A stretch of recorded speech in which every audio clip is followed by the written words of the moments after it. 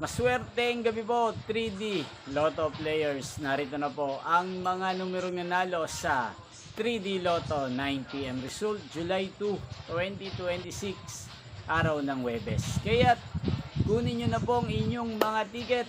Narito na po ang resulta.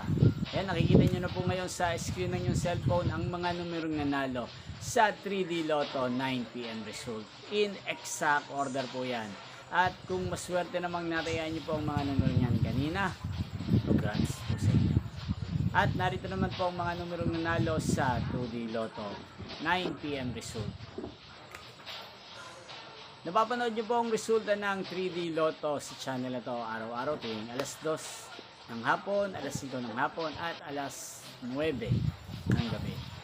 Gusto nyo pong magpa-shoutout, mag-comment lang po kayo. Para bukas po sa first draw result ng 3D Lotto, isa-shoutout ko po kayo, 2 PM.